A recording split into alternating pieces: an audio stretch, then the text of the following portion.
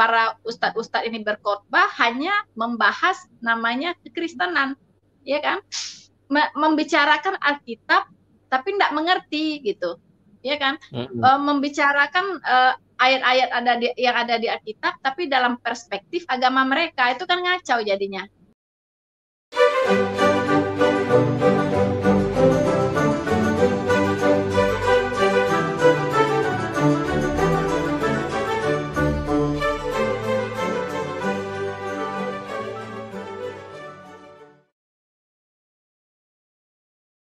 Saya sendiri kan biasa melihat channel-channel YouTube dari pihak Muslim yang menyerang-nyerang Kristenan. Jadi saya berdasarkan itulah saya memberi jawab kepada mereka. Sebenarnya pengertiannya bukan seperti itu gitu.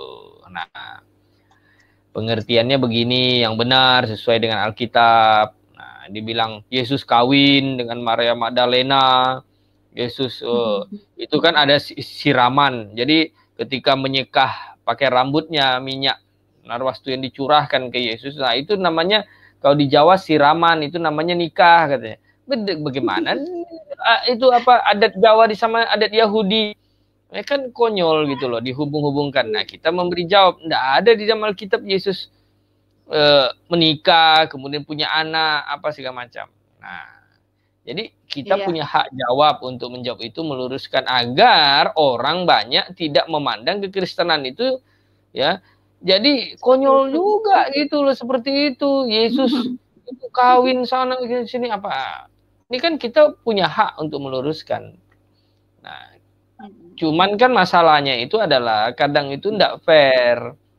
Ketika kita mau mempertanyakan ya, misalnya gitu loh. Bagaimana? Nah, kenapa agamamu bisa setuju, bisa memerintahkan ya? Kalau melakukan kekerasan begini dianggap bela agama, sambil teriak Allahu Akbar, Allahu Akbar. Nah, coba jelaskan kepada saya. Gitu. Kan kita ingin bertanya, kalau memang misalnya masuk akal dan benar, bisa aja saya pindah jadi agama Islam, kan begitu. Kita kan tujuannya kan mencari kebenaran. Nah, cuman kan sampai hari ini kan saya belajar Islamologi juga belum ada menemukan ya yang mampu menjelaskan ya kenapa gitu harus begitu. Nah, kenapa saya harus percaya Al-Quran? Kenapa saya percaya Alkitab dan harus anggap Alkitab itu palsu? Nggak ada yang mampu menjelaskan gitu loh. Alkitab tiba-tiba turun, Al-Quran tiba-tiba turun dari langit di Gua Hira dapat oleh Muhammad. Lalu dianggap ini firman Allah. Coba kamu yakinkan kepada saya bahwa itu benar-benar dari firman dari Allah gitu. Biar saya ikut percaya gitu. Tapi kan belum ada yang ini mampu, tapi hanya bisa melakukan intimidasi, kekerasan, teriak-teriak, lalu melakukan perbuatan yang seperti yang dilakukan oleh NB ini kan justru menista agamanya sendiri. Bagaimana mungkin orang mau jadi masuk Islam kalau begitu? Ya. Tapi kalau praktek orang seperti Gus Dur, ya, nah, seperti kiai-kiai yang penuh toleransi, penuh kasih, orang masih pertimbangkan. Wah, ini kayaknya Islam baik ini. Gus Dur ini orangnya cinta damai. Nah, itu bisa banyak yang mau masuk Islam. Nah, tapi kalau gayanya kayak kekerasan begitu, bagaimana ada orang yang mau? Itu kan logiknya kan seperti itu loh. Jadi saya itu kadang ya lucu juga cara mendakwanya seperti itu gitu.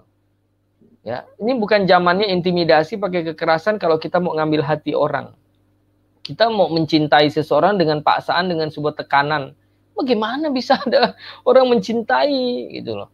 Nah, jadi ya teman-teman ya yang ini yang mendengarkannya, penjelasan yang disampaikan ya oleh Pak Soeharto Lebang dan Bu Rina Solin yang sudah memang pengalaman di agamanya, kita tidak ada maksud untuk menjelekkan agama siapapun ya. Kita ingin hidup damai, toleransi. Juga bukan berarti kita ini orang yang takut dan tidak berani mengungkapkan fakta dan data. Kita menuntut keadilan di negeri ini karena ada undang-undangnya. Pancasila, keadilan bagi seluruh Indonesia. Nah, itu kita ada. Kalau enggak ada ya pasrahlah kita kan. Mau gimana, mau diapakan pun terserahlah. Tapi karena ada undang-undangnya, kebebasan beragama, kebebasan berpendapat, pasal 29, ya.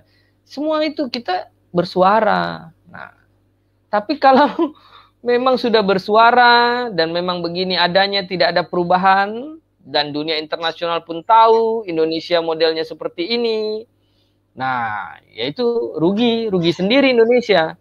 Semuanya akan pergi, akan lari, akan mencari keamanan di negara yang memang menjamin keamanan. Nah, jadi saya pikir ya, bagi teman-teman, Anda bisa melihatlah di sini. Ya, agama yang baik menghasilkan umat yang berbuat baik pada umat agama lain. Itu pasti. Agama yang tidak baik pasti mengajarkan berbuat tidak baik kepada umat agama lain. Di dalam Alkitab mengajarkan, kasihilah musuhmu, berdoalah bagi mereka yang menganiaya kamu. Nih coba saya sharekan ayatnya biar apa ya, biar yang pikir ini hoax atau apa gitu. Ini ayatnya nih, lihat. Tetapi aku berkata kepadamu, kasihilah musuhmu, berdoalah bagi mereka yang menganiaya kamu. Karena dengan demikian kamu menjadi anak-anak Bapamu yang di sorga, yang menerbitkan matahari bagi orang yang jahat dan orang yang baik, dan menurunkan hujan bagi orang yang benar dan orang yang tidak benar. Nah, lihat, firman Tuhan loh, Alkitab mengajarkan itu penuh kasih. Ya, tidak ada mengajarkan tentang kekerasan supaya bunuh-bunuh orang, halal darahnya apa segala macam, tidak ada. Gitu. Nah, maka itu semakin kita cinta firman Tuhan, semakin fundamental, artinya semakin kita mengasihi Alkitab, mencintai Tuhan, kita akan semakin baik. Jangan membalas kejahatan dengan kejahatan, tapi balas kejahatan dengan kebaikan. Dengan demikian kau menumpuk bara api di atas kepala. Nah, lihat, firman Tuhan jelas tidak pernah mengajarkan ya sesuatu yang jahat gitu loh. Nah, ya. Jadi bagi ini, nah ini ada siapa nih? Apa nih? Ada komen nih. Coba kita lihat komen satu persatu sekarang ya. Sebentar. Ini apa nih? Seharusnya dijawab darahku mengandung babi, kok bisa halal sih? Ini mah ini. Ketika mereka bilang darahmu halal, baiknya jawab bagaimana halal darahku mengandung babi. Aduh, masuk akal juga. NB Jenderal Kelakuan Kopral. Aduh. Ini apa lagi nih? Menurut saya tidak bisa percaya aparat kepolisian negara kita ini. Buktinya sekarang ini. Ya. Itulah adanya. Bisa dipercaya, masih ada yang baik ya. Ini apa nih? Salam hangat. Assalamualaikum warahmatullahi wabarakatuh. Salam alaikum. Takbir, Allahu Akbar. Ya silakanlah takbir saja. Ya. Tapi jangan takbir sambil bunuh orang. Bukan. Yang lucunya itu begini loh. Sambil teriak Allahu Akbar, tapi melakukan dosa. Bagaimana? Bagaimana Allah bisa senang? Saya tidak yakin gitu loh. Di dalam kitabnya sendiri, apakah misal sambil teriak Allahu Akbar tapi kita membunuh orang, kita melumurin orang dengan kotoran, kita tendang orangnya, bagaimana bisa ada begitu? Logika tuh nggak masuk sama sekali, ya. Nggak masuk akal sehat. Nggak masuk akal sehat. Jadi hanya orang-orang kehilangan akal sehat yang melakukan itu. Nah, ke depan saya pikir ya kepercayaan orang-orang radikal fanatik seperti ini itu akan ditinggalkan. Pasti akan habis. Karena apa? Orang akan berpikir dengan akal sehat untuk meyakini sebuah agama. Ketika mereka melihat orang beragama jadi makin sadis, jadi makin jahat, orang malas mau agama itu. Akan tinggalkan itu. Pikir apa ada untungnya apa melakukan itu, cuman teriak-teriak itu. Zaman sekarang itu bukan pakai mendakwah, itu bukan cuma teriak-teriak dan kekerasan. Lakukan sesuatu yang baik. Lakukan sesuatu yang berguna bagi bangsa dan negara dan bagi sama manusia. Engkau cuma teriak-teriak, apa hebatnya? Malu justru Allah yang maha kasih, maha ini melihatmu, jangan-jangan lama-lama enggak. Pasti kamu bisa ditempeleng sama Tuhan nanti. Ya, kita berdoa saja gitu loh, ya. Oke. Apakah ada pertanyaan lagi? Coba saya Aku nyimak saja ya Pak. Ya nyimak, silakan simak. Oh, apa lagi nih? Yesus bukan Tuhan, hanya nabi utusan Allah sana. Ya cuman bisa keluarkan statement tapi tidak bisa menjelaskan gitu loh. Di mana ayat Al-Qur'an bilang Yesus bukan Tuhan dan hanya nabi utusan Allah? Allah itu gimana? Kalau kamu pahami Allah itu hanya sebuah zat, bukan pribadi, bukan roh, itu aja udah salah. Masa Allahmu itu adalah zat? Zat cair, zat padat, gas atau apa? Kalau zat itu tidak bisa mengasihi. Kalau pribadi, dalam Alkitab itu Allah itu roh, pribadi, bisa berduka, maha kasih, maha kuasa, maha suci. Nah, di dalam Alkitab mengajarkan kasih yang tertinggi, tidak ada di kitab lain manapun.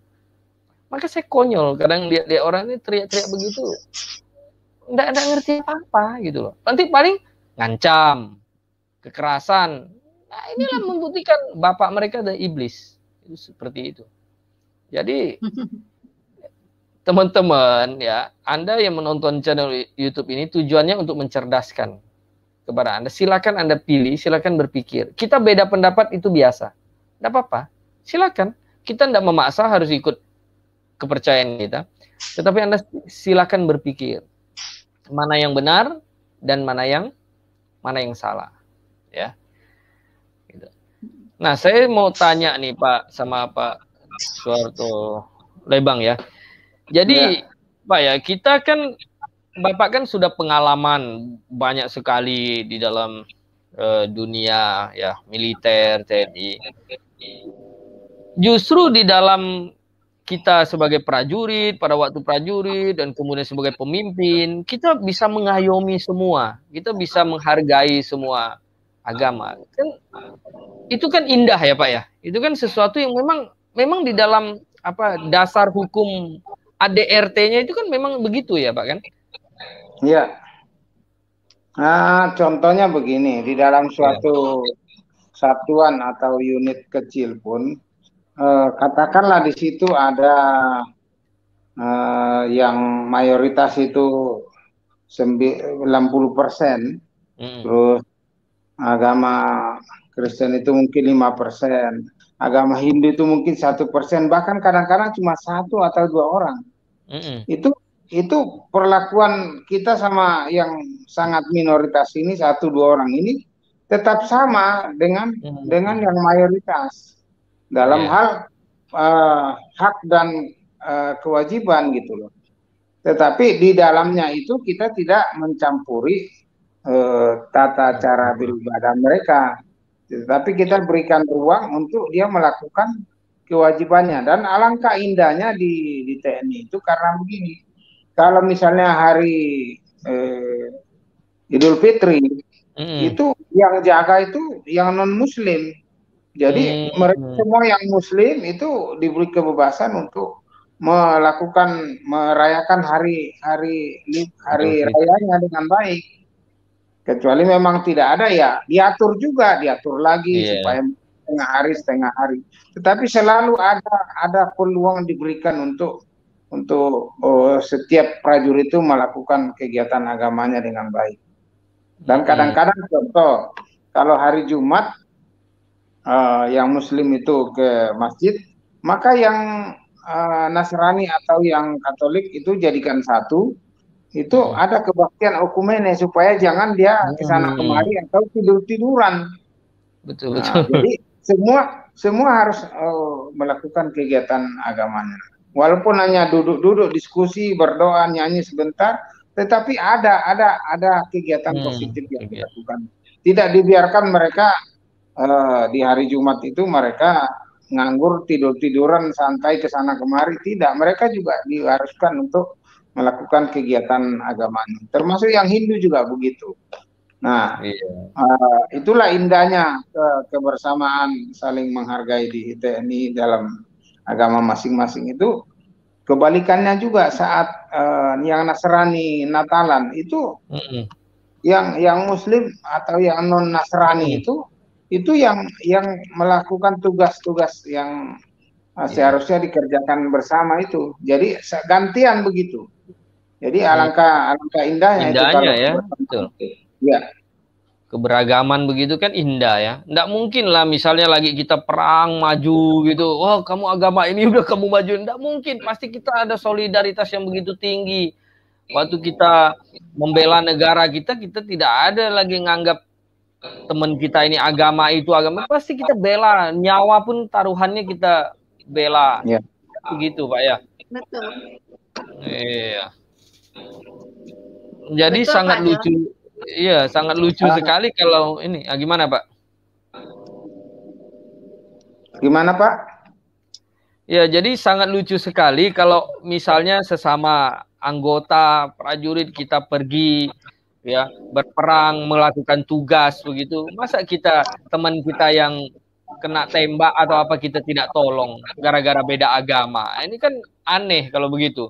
Apalagi punya pandangan agamanya ini yang kafir harus kita habisin. Nah, ini lebih kacau lagi kalau begitu kan.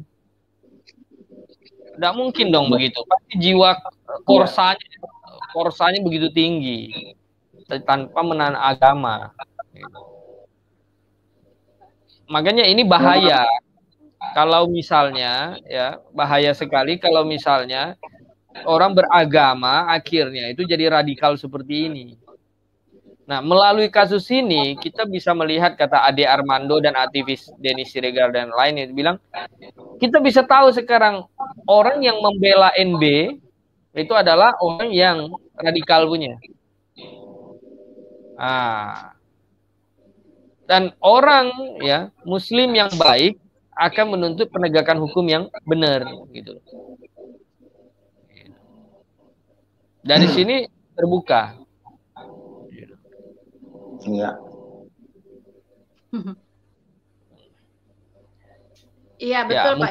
Sebagai closing statement mungkin ada yang ingin disampaikan oleh Bu Rina. Kita hampir sudah mau selesai 2 jam. Iya.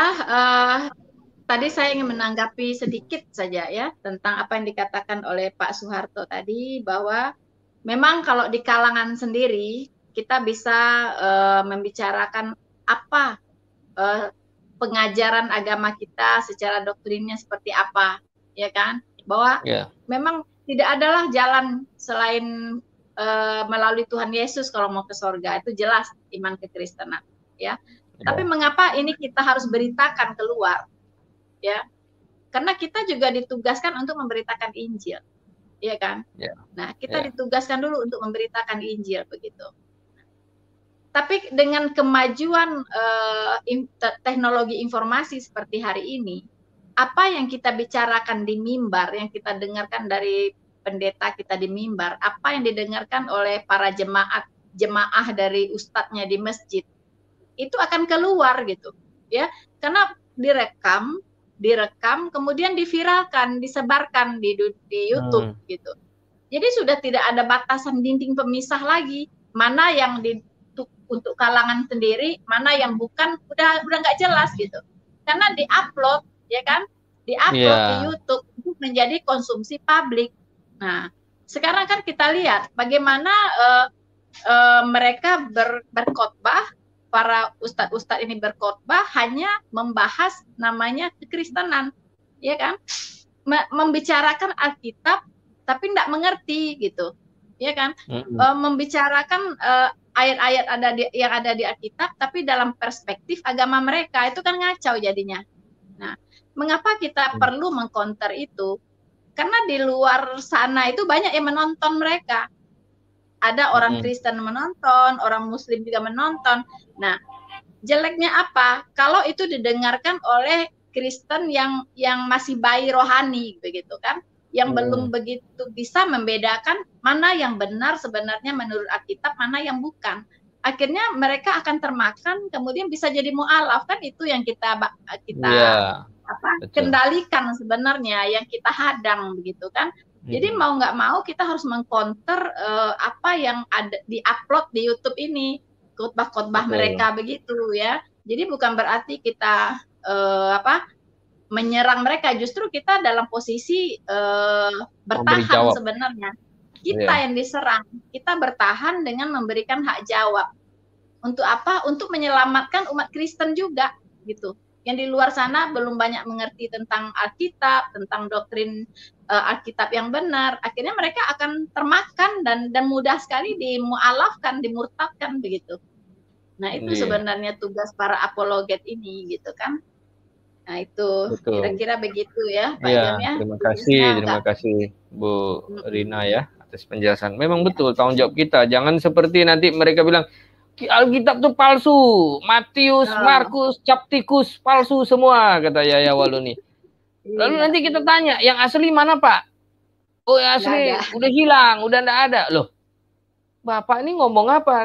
Lihat orang pakai jam tangan Rolex, dia bilang palsu, palsu. Yang asli bagaimana Pak jam tangan Rolex? Bapak punya? Enggak punya. Ini kan konyol kalau begitu cara bilang jam tangan orang Rolex palsu, diri sendiri nggak punya jam tangan Rolex. Gimana sih? Nah, inilah kekonyolan-kekonyolan seperti itu. Ya, kita punya hak jawab, betul. Ya. Oke, mungkin dari Pak Suharto Lebang, silakan untuk closing statement-nya bagaimana Pak? Ini ingin disampaikan para pendengar. Oke, saya jawab dulu yang dari Bu Rina. Saya sependapat bahwa kita harus menjawab, hak jawab itu perlu supaya istilahnya meluruskan. Cuma jangan kita kebablasan, kita menyerang, kita membahas apa yang ada di kitab suci mereka. Biarkan saja mereka. Tapi kalau kita hanya menjelaskan bahwa sebenarnya seperti ini pengertiannya, dan kalau kita mau jujur, orang yang mengerti isi Alkitab itu ya orang Kristen, karena dia yang belajari, dia yang menekuni situ dengan tuntunan Roh Kudus, dia bisa mendapatkan tafsiran yang benar dari sana. Nah, tapi kalau orang lain itu sudah pasti berbeda karena ditafsirkan dari sudut pandang yang berbeda. Sama dengan angka 61 dengan 19 dari posisi yang berlawanan itu berbeda nilainya seperti itu. Iya kan? Nah, sekali lagi saya bilang hak menjawab itu perlu, tetapi hati-hati kita, jangan sampai kita kebablasan, sepertinya kita sudah menjawab, tetapi kita tambahin, kita menyerang balik sana, tidak perlu menyerang balik, biarlah itu urusan mereka sendiri, kecuali dalam diskusi ya tanya jawab, dalam tanya jawab gitu ya, tapi harus sepakat dulu diskusi bahwa kita ini diskusi yang sehat, tidak perlu marah-marah. Bertanya itu silakan dijawab. Bagaimana menurut pandangan sana seperti ini? Contoh. Kalau surga menurut Kristen dan Muslim itu kan berbeda. Ya, itu kan kita bisa diskusikan dari segi akal sehat saja.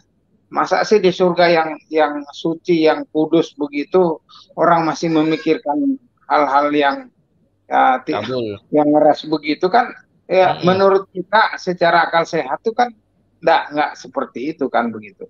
Iya kan?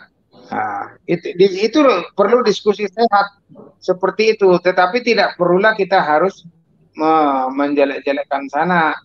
Biarlah mereka dengan akal sehatnya akan melihat mana yang benar, karena sesungguhnya kebenaran itu berasal dari Tuhan yang Maha Benar, sehingga apa yang dituliskan ya diilhamkan, ditulis oleh para nabi atau rasul, itu kan semuanya kebenaran, karena sumbernya dari Allah yang Maha Benar.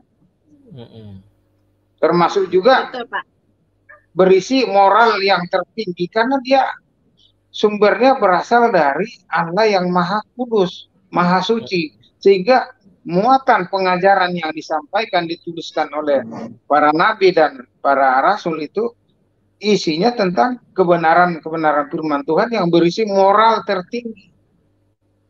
Coba tidak ada kitab manapun yang mengatakan kasihilah musuhmu.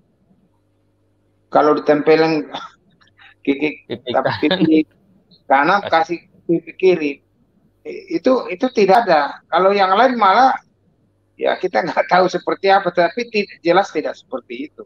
Itulah itu bukti bahwa Alkitab itu adalah firman Tuhan, kan begitu. Termasuk firman Tuhan itu memuat informasi yang jauh ke depan, ribuan tahun ke depan Tuhan sudah nyatakan di dalam ayat-ayat atau kitab suci yang dituliskan itu, yang diilhamkan kepada penulis kitab suci itu.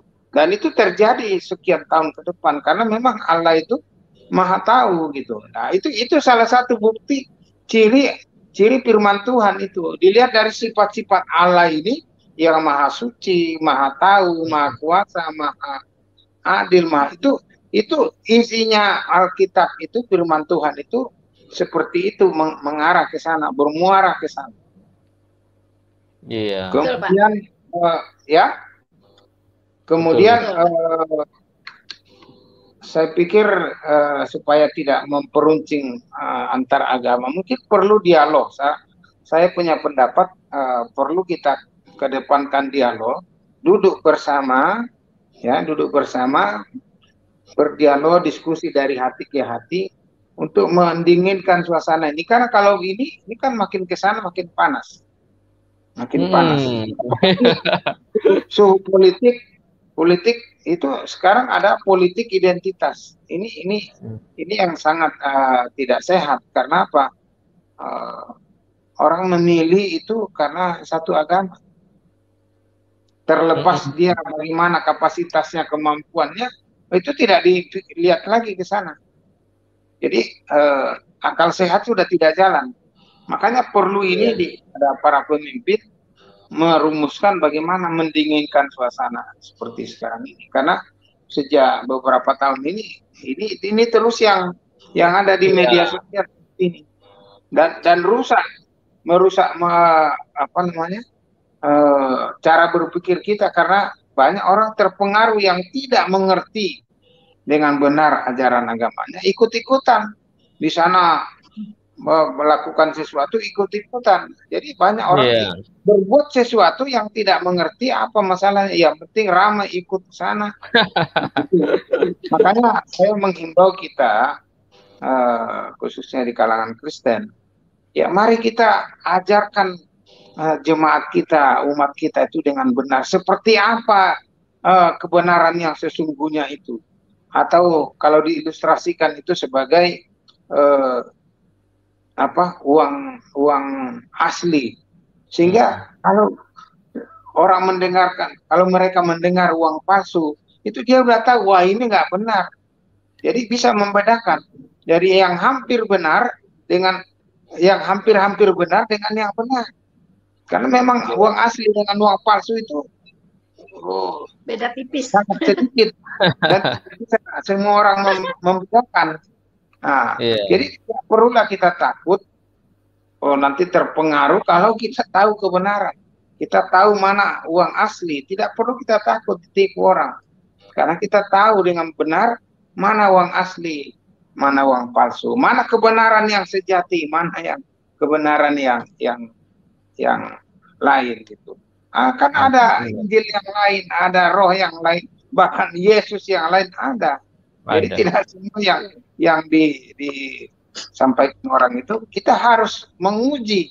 Ya, 1 Tesalonika 5:21 mengatakan, ujilah segala sesuatu dan peganglah yang benar.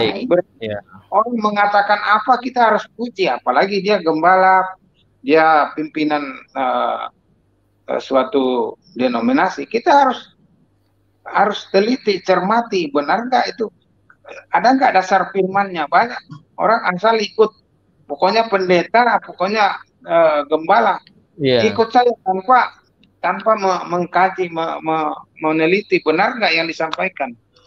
Dan saya pikir saya bersyukur sekali ketemu GBI. Kita bebas bertanya yang kita tidak tahu. Jadi orang itu makin banyak tahu, makin benar. Sehingga beriman dengan pengertian yang benar.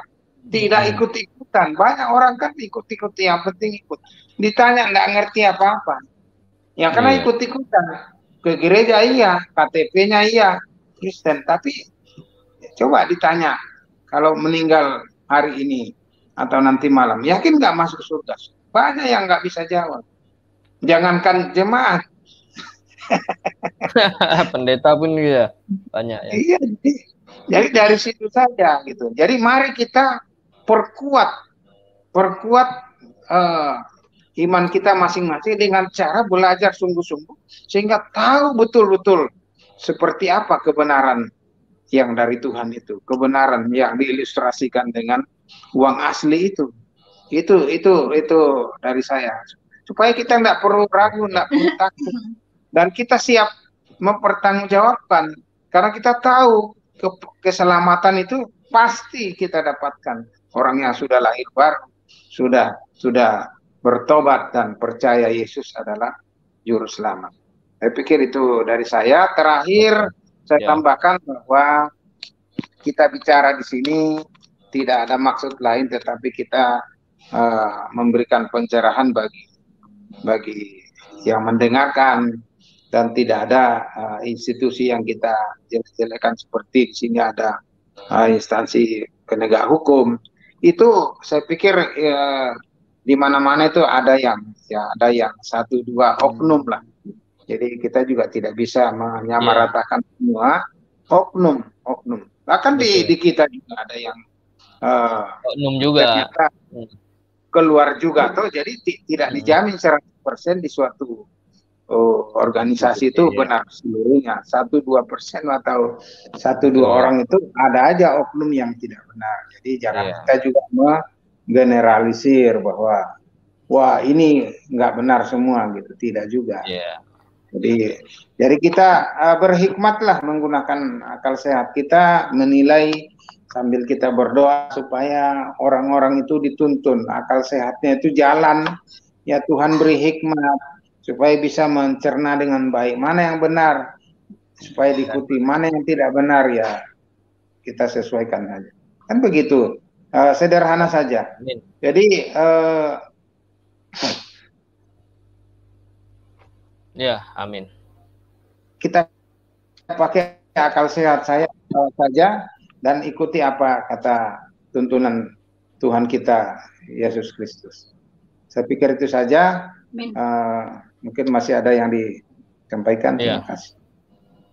Terima kasih. Terima kasih Pak Soeharto Lebang ya, sudah menyampaikan ya begitu jelas dan benar sekali ya, bahwa kita memang ya sebagai orang Kristen harus meyakini apa yang kita imani adalah yang asli. Nah, jadi baru kita bisa tahu yang palsu itu seperti apa ya. Jadi bagi teman-teman semua yang pada malam hari ini yang sudah mengikuti channel ini, ya sebentar ada beberapa komen, saya coba baca ini apa. Para apologet yang tidak memahami 3 doktrin utama kekristenan akan menghasilkan hak jawab yang ngawur dan hanya omong doang, penuh kesia-siaan yang dapat melahirkan akar kepahitan. Pak Gembala Jansung, thank you. Betul.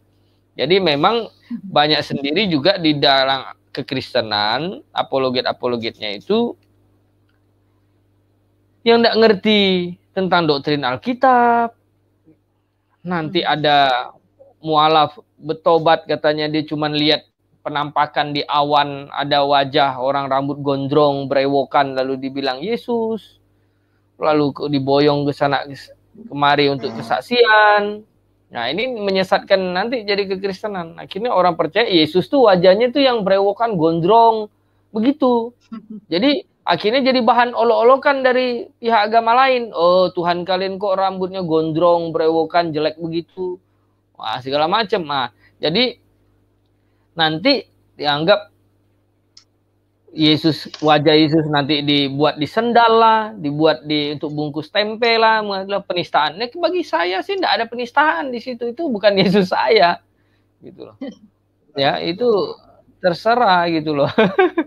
Ya jadi bagi Kristen mungkin marah ya, kita tidak perlu marah, ngapain? Ya itu dia orang tidak beriman, dia tidak ngerti, gitu aja. Ya makanya betul harus ngerti doktrin yang sungguh-sungguh. Ini kemudian salam damai buat semua saudara terkasih dalam Kristus dari Kaltim Andreas. Oke. Ya, semoga nanti di Kaltim semakin ini ya, semakin mengenal kebenaran. Ini apa nih? Saya lebih sering nonton CP, David Wood, Sam, Simon Jive Smith, mereka luar biasa. Ya, mereka berani begitu karena mereka tinggal di negara yang ada kebebasan berbicaranya dijamin sungguh-sungguh. Yuk kalau di sini bicaranya terlalu lantang kayak kace nanti akhirnya tuh, habis tuh. Dikacekan. Nah, dikacekan itu nanti di Christian Prince itu lagi dicari itu, hak itu mau dibayar berapa miliar itu kepalanya itu. Jadi kita nggak usah lah, kita nggak ini. Maka saya sebenarnya di channel YouTube saya boleh silakan melihat bahwa saya lebih banyak ya memberi jawab karena mereka menyerang kekristenan dan saya menjawab itu, menjelaskan itu ya. Nah, sebagai sebuah perbandingan untuk bisa membedakan ya mana yang benar dan mana yang salah. Jadi jangan kalian bilang, oh Yesus ini ya menikah, kawin lagi, yang disalibkan itu bukan Yesus tapi Yudas apa segala macam. Nah, kita punya hak menjawab di mana sih ayat di dalam Alkitabnya gitu loh. Nggak ada di Alkitabnya bilang Yudas yang disalib. Bagaimana bisa bilang Yudas? Nah, seperti itu ya. Jadi teman-teman ya, tujuan channel ini mencerdaskan, tidak ada menebar kebencian. Ya, kalau ada perbedaan pendapat, itu bukan karena saya benci, justru karena saya mengasihi. Saya mengasihi Insinyur Niko, saya mengasihi Daud Tony, saya mengasihi Andi Simon, Philip Mantopa, supaya mereka itu ikutin Alkitab, gitu loh. Nah, saya menjelaskan, nih yang benar itu seperti ini, gitu. Ya kalau mau ikut silahkan, kalau tidak mau ikut juga tidak ada yang maksa. Nah, saya tidak pernah bilang, oh dia mau iri hati, dia mau cari panggung, mau apa, tidak pernah. Cuman pengikut-pengikutnya aja yang banyak ini, yang banyak maki-maki saya. Ya saya bilang sih saya tidak ada masalah ya. Nah, oke. Ini apa nih terakhir ya? Oke nih terakhir. Malam Pak Pendeta, Shalom Pak, gimana komentar Bapak dengan channel Pak Bambang Nursena? Ya, sejauh ini bagus menurut saya untuk menjelaskan dan memberi jawab kepada orang-orang ya Muslim juga mencerahkan ya, walaupun saya tidak setuju sama doktrin kekristenannya, banyak yang tidak sesuai bagi saya gitu loh ya. Tapi kalau pengetahuannya tentang Ibrani, tradisi, ya, Islamologi, apa ya, memang itu bidangnya gitu loh. Sama dengan Pak Saifuddin Ibrahim, apa segala macam. Ya. Tapi saya tidak melihat bahwa dia sungguh mengerti clear kekristenan yang Alkitabiah. Saya sempat inbox istrinya Pak Saifuddin Ibrahim. Saya bilang, ayo kita interview ini, tapi dia bilang sibuk, tidak bisa. Oke, tidak ada masalah. Nah, dan beberapa ulama yang cukup ada titelnya doktor gitu, saya ajak ini, saya bilang bukan debat, tapi saya ingin mendengarkan penjelasan. Tapi tidak ditanggapi, ya oke. Saya tidak suka debat adu mulut, seperti yang channel-channel yang itu ada, yang kemarin itu, apa channel nantang saya debat tapi ngadu mulut. Saya lihat channel, wah kamu gini, aduh, saya enggak suka begitu. Kita level kita bukan di situ ya. Oke, baik teman-teman semuanya, terima kasih sudah menonton channel YouTube dan terima kasih untuk Pak Suharto Lebang yang sudah memberikan waktunya. Terima kasih untuk Bu Rina. Sama-sama. Ya. Sama Bu. Sama-sama Pak John. Ya. Ya Pak, sama-sama. Sehat selalu ya. Pak. Ya, salam sama Bapak, Bu. Iya, Pak. Salam untuk Ibu juga, untuk ibunya Pak John. Kapan-kapan nanti ini Pak Solihin ini mesti diajak live juga nih. Oh, iya. Pengetahuan suatu hukumnya waktu, kita Pak, mau. nanti, Pak. Kan Pak Solihin kan ngomongnya kan belak-belakan punya nih. Waduh. Vokal sekali ini ya. Jadi teman-teman dimanapun Anda berada, sahabatku yang dikasihi di dalam Tuhan, ya kami berdoa untuk Anda semua, kiranya sehat selalu, Tuhan memberikan kekuatan, kesehatan, dan yang penting iman yang tetap setia kepada Tuhan Yesus. Dalam segala keadaan, baik suka maupun duka, sakit maupun sehat, Kalau Tuhan izinkan itu terjadi dalam hidupmu, berarti Tuhan punya rencana yang indah, yang memkuatkan imanmu, yang memurnikan imanmu, sehingga engkau tetap setia kepadanya. Jangan pernah khawatir, jangan pernah takut bahwa pencobaan-pencobaan yang kamu alami tidak melebihi kekuatanmu. Tuhan berjanji, Dia akan menyertaimu sampai akhir zaman. Bersama saya, Pak Suharto Lebang dan Bu Rina Solihin, Maranatha.